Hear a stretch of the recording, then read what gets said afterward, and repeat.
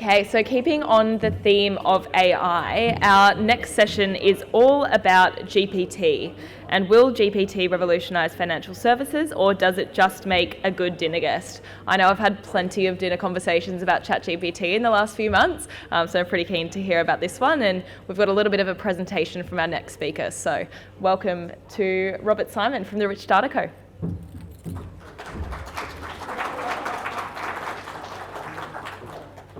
Thank you, Rachel. So I just want to begin today by acknowledging the traditional custodians of the land in which we meet, pay my respects to elders past and present. So I think I've got the lucky spot of kind of 2:30 or 2, just settled, lunch is just sort of settling in, so going to try and do something a little more abstract than some of the stuff we may have seen through the course. Still hopefully really thought-provoking. I want to draw an interesting, what I think is sort of an interesting analogy on how we adopt this technology. The tech really sits across so much of what we've heard about, really reflecting on a lot of the realities of the payment rails in the discussion we just heard. Causes us to think of the realities of things. What I'm hoping we can do today is think of the art of the possible. Also, thinking about the difference between evolution, increments of development, and really what it means for something to be a revolution in our space. So just a quick tip of the hat to the guys I work for, RDC. What we do is produce a AI-enabled credit assessment platform. What that allows banks to do is be more precise, or credit providers more broadly, more precise in the way we assess credit risk. Idea behind that is if you can be more precise, you can unlock credit, you can assess it in an explainable and scalable way. If you want to have any more chats about RDC or anything like that, feel free to grab me later. But on to today's conversation. Will large language models or generative AI more broadly revolutionise financial services? Or is it just going to be another fad, or perhaps somewhere in between? So I'm not going to answer that question in a binary sense today, but what I'm hoping to do is give you, as I say, some things to think about. I think us as people looking to change financial services through technology, change the way it impacts people's lives through technology, we want to be thinking about this. And certainly RDC, from a kind of credit lens, we are exploring how generative AI, large language models, and even GPT will kind of drive that. But before we get into that, let's look at the left side of this screen and go back to the 1860s and the birth of the motor car. So the story of the now humble car's transformation on society gives us some insight and some kind of a frame of reference, if you like, for our AI discussion, which is now probably almost 100 years later. The technology was in its infancy, with petrol competing for gas and electricity. Similarly, we've now got a number of open source models and proprietary models, Llama, BERT, GPT, that serve similar purposes, but all with their pros and cons. While we may consider GPT to be this kind of forerunner because of its mass adoption, we're also noting that it's the most expensive. It's the least explainable. What we are starting to see is patterns emerge. So BERT being used in a more academic context and GPT in probably more of a commercial setting.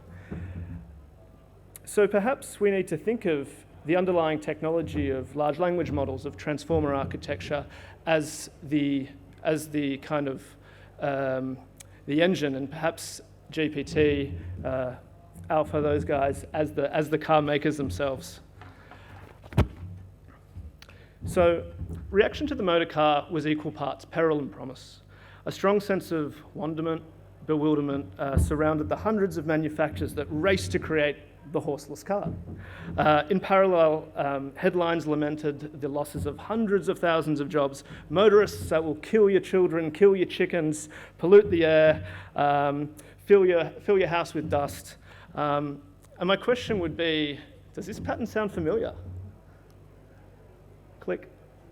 Is the sky falling? Are we seeing a litany of headlines, both good and bad? So after a couple of years in the spotlight, the release of GPT in the past 12 months has seen tons of media produced. Rarely a week goes by without a headline relating to AI transforming the labour market, redefining defence forces, and of course, a quote from a banking executive or two in the AFR espousing the value and the game-changing competitive advantage that AI will provide to their business. Of course, much of that referencing Gen AI. So from our position, especially in a credit sense, I don't see this watershed moment yet. We absolutely will see, well, I wouldn't say we see, and we have evidence of generative AI, GPT being used as part of processes today. We talk about how it has revolutionized things like chatbots, but is that an evolution or a revolution? So in that context, I think it's a fantastic opportunity for FinTech to really reimagine what this technology can provide, but also be cognizant of the realities. So back to the car. To understand the root cause of the anti-car grievances, we need to look below the car to the road. They were unsealed, cars travelled slightly faster than horses and threw up more dust. The roads that people drove those early cars on were broadly unsuitable. In other words, for the car to be useful, we needed associated technologies, namely the sealed roads. We needed an ecosystem for those cars to operate effectively in. This is, my slides changed colour. This is the same with AI. The process of making AI a reality for financial services is also dependent on a complex system of supporting technologies. And that is when if you look at this diagram here, this represents basically the operationalization of AI for credit risk. And when you think credit risk being one part of a broader ecosystem in this sort of value chain of getting from distribution through to transaction. But what you're basically seeing here, because all my annotation is gone, is we've got voluminous amounts of data that needs to be passed through quality checks. It needs to be sequenced correctly, and it needs to go into sort of a categorization along into some sort of feature library where it's aggregated and given meaning that can be used to a model. The model needs to run. We need the ability to both run that model, test that model, deploy that model, and monitor that model. We then need to take the outcome of that model and put it into something that defines not just an inference, not just a prediction, but rather business meaning. We need to give it business meaning. All the while, we need to be able to ensure that all of those things, that model, that data, those decisions are all working within our tolerance and within our expectations. For something like credit risk, we can't have the model inferring things that simply are outside of what we would expect. And finally, that's actually a glass box there. That's got a bit weird. But we need the decisions that come out the other end of this hopper to be explainable. We need to know every bit that went into that, what happened and why. And that's broadly, that principle broadly remains the same in banking. So you need that ecosystem around what you're doing. And while there's a lot of great initiatives out there, we see a lot of them sort of stumble at the first gate because you can make a concept model, but to actually get that concept model live requires a lot of complexity to be solved for. Back to pictures that actually are pictures. Of course, the development is not linear. And before suitable roads were built, laws to govern the motor vehicle were introduced. The British Parliament passed the red flag law in 1865, and until motorists repealed it in 1896, it limited the speed of the road locomotive to 2 miles an hour in town and 4 miles in the country. Oh, and also, passers-by needed to be warned of the impending danger of said motor vehicle by a guy carrying a red flag at all times. So obviously, reg not so good there. But reg is critical. And it's critical in an AI context also, much like it is in a road sense. Generative AI is pushing the boundaries across a range of areas. While mainstays like data privacy, explainability are kind of at the forefront, There's also new challenges emerging. Things like intellectual property, even the concept and application of truth. From a credit perspective, if we think about this, who wrote the memo that approved the loan that ultimately led to a poor outcome for a customer? We need to be able to understand these things. So I give you 3 pictures there. Which of these? Would anyone like to take a guess? Which of these was made by? It's actually I was too cheap to get the GPT image generator, so I think it's called Crayon. Anyone want to guess which ones are real, which ones are fake? First one's a fake. Top left fake. Joe? Yeah, so I'd go top right fake as well. The bottom one that looks like it's real. Yeah, you're right. Okay, moving on. The first decades of the 1890s saw a decisive shift in popular sentiment. Yes, Joe? Why is that? So does this mean Can we do questions? a better world that doesn't exist? Exactly. So the first decades of the 1900s saw a decisive shift in the popular sentiment towards a motor car. And nowhere was this shift more prolific than in the United States, with its burgeoning network of motorways and gas stations. Perhaps the 20th century equivalent of what scalable computing and processing power, as well as large-scale data repositories, have done for AI. Into this ecosystem, the Ford Motor Company introduced the Model T Ford, that for the first time made the motor car accessible to the masses, such that by 1929, the US had more than 20 motor vehicles for every 100 people, changing economies, societies, and the way people interacted with each other. The reason I mention this is because that is what it means to fundamentally change something, and those are the kind of themes we should be thinking about. Now, in our context, was the release of GPT-3 in November last year, with its record-breaking, Instagram-beating rates of customer growth, the equivalent of this? Or is GPT and sort of similar language models the enabling roads through which that car is yet to drive?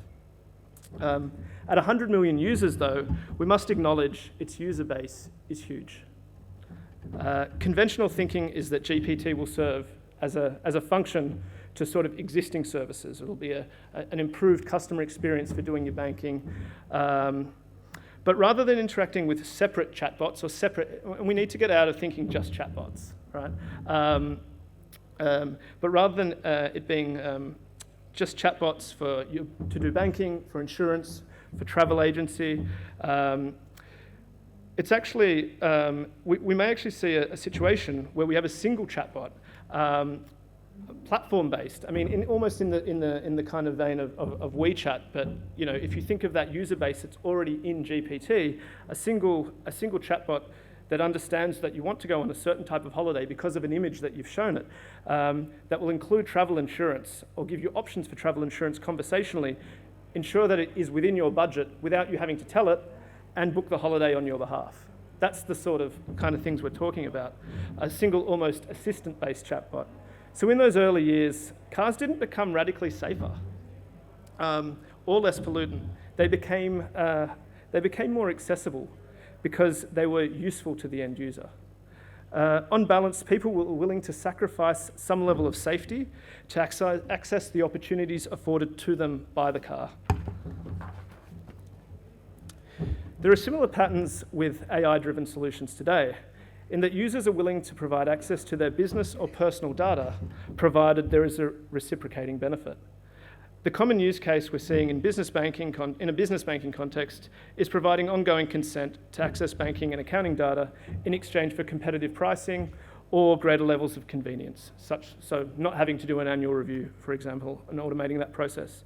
In some situations, I've seen conditions of consent being baked into sort of access to the product, which is a whole other kind of level of, I suppose, consideration, and comes with its own fairness and that kind of reg considerations. So key to making this work is the assumption of a trust-based environment, which has always been one of the, I suppose, cornerstones of banking, and we can't compromise that. So in preparing for this presentation, I asked ChatGPT what statistically the most dangerous activity people engage in throughout their lives was. So no surprise, the answer is driving.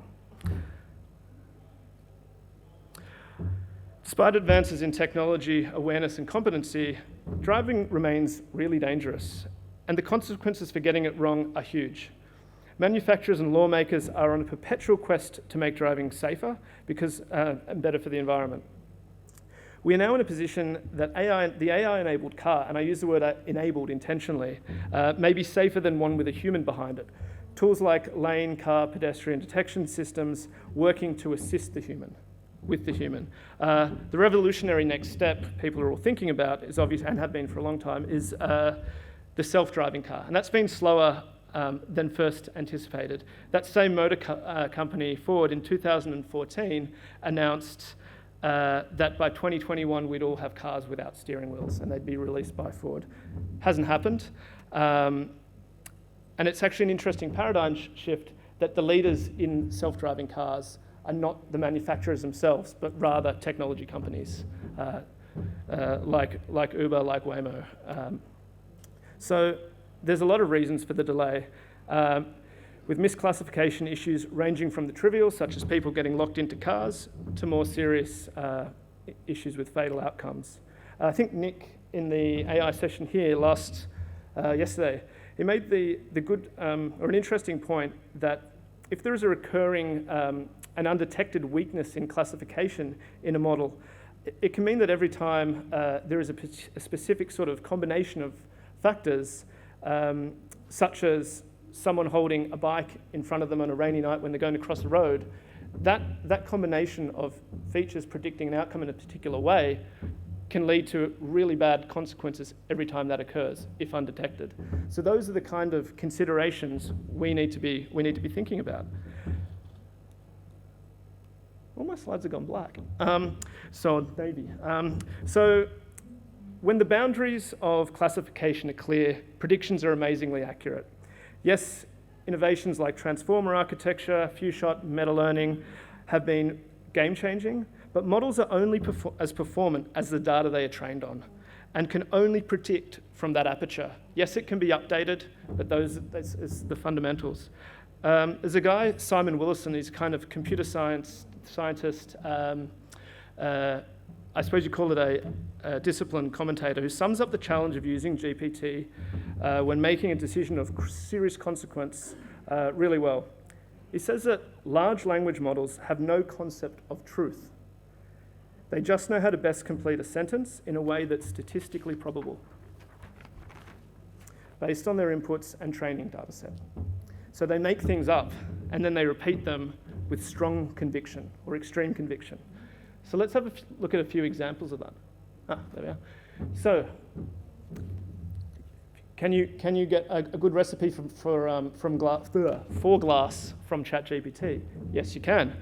It speaks about glass being a great thing to eat because it's good for your carbon footprint, good silicon for the bones, has a unique texture, like classic glass crunch. Of course, it can tell you that John Wilkes Booth assassinated Abraham Lincoln, but it can't actually reason enough to know that while they're at the same Ford theatre, were they on the same continent?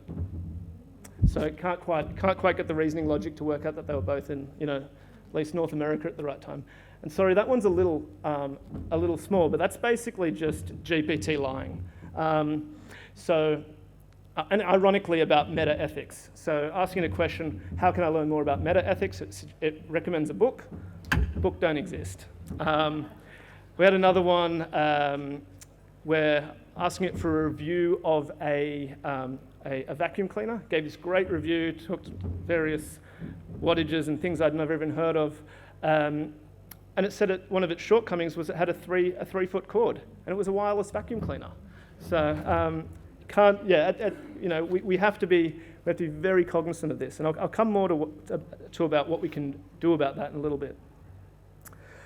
So back to our question: what is the role of generative AI in a trust-based banking context? Is it to automate parts of the process, payments, manage cash flow, manage budgets for people?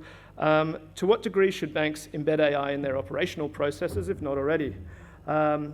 Will its use be further upstream, impacting the way products are designed and developed and even distributed? I could envisage a future where products are created by people in workshops discussing and drawing their ideas. Data sensors are placed in this environment that seamlessly ingest data into a large language model that then convert this into technical requirements, policy documentation, cognizant of the regulation that's in play. We take it a step further.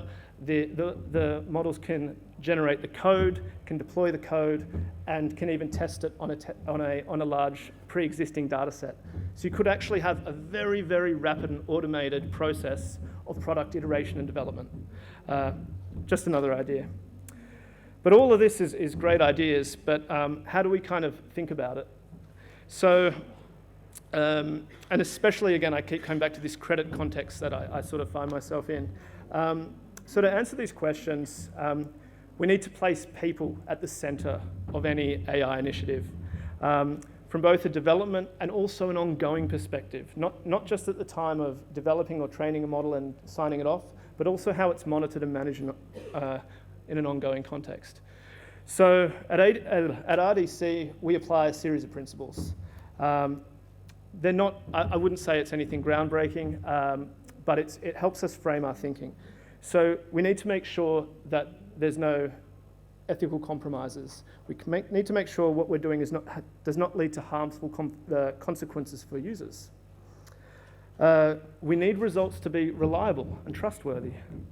And as we sort of saw with that slide that kind of didn't render quite as I expected it to, the ecosystems or the technical landscapes to do this stuff and in an integrated capacity are hugely complex.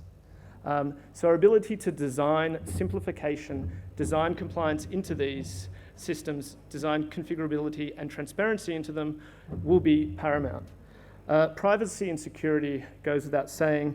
Can individuals and consumers can their data be protected? Inclusiveness, obviously another huge one. We need to make sure that results are free from bias, both in the models and the data sets behind them. And transparent, the ability to describe what we have done, explain it, contest it from the data in the processing to the output. As I said, these are not new considerations in the credit AI space, and a range of reg already exists. But looking back at some of the LLM use cases I spoke about, and hopefully you guys were thinking about as I was talking, I don't see a lot of those actually at the moment passing on those principles, and that's perhaps our challenge. While credit providers are probably not willing to subjugate their credit policy and decisioning delegation to large language models, there is potentially still a use case for LLMs in the credit space. So the R&D team at RDC have been experimenting with the idea, and I do say experimenting because it's still, in conceptual phase, with using GPT to explain the results of another model, a kind of, in a way that allows us to use GPT to explain a stable model, provide insights back to users in a more user-friendly, insightful manner. So the idea is you have a stable, governed, and highly traceable decision model. The results of that model, including its statistical metadata that explain the decision, were fed into the language model in a very structured way. The language model then consumes this information and provides a prose-based description of what has occurred.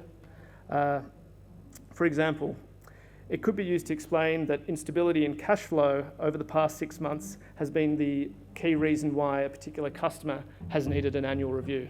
And it would be a conversational-based discovery that would lead to that. Key to this is the way we interact with GPT, using prompts that are very specific and instruct the system to behave in a very controlled manner, not using sort of its broader training set, but rather finding confidence in the interaction that we're having it through the prompts. Having said all of that, there is some concern. There's obvious concerns around that we need to prove out. Model transparency, which perhaps lends us to think about other models that are available, consistency, and more broadly, the conduct risk that this may imbue when you can't really govern that message quite as precisely. Okay, so I got a couple of final thoughts that reflecting on putting that car analogy together kind of spoke out to me, and things that hopefully we can kind of take away. So reg is critical, and it needs to be expert informed. Data scientists need to be part of the reg discussion. Data scientists coupled with domain experts. We think a lot about revolutionising banking. I think we need to also think a lot about how we include the people that are impacted by banking in those conversations, so to really understand it at a more detailed level. The ecosystem is as important as the headline tech itself. So really understanding the broader complexities of that ecosystem.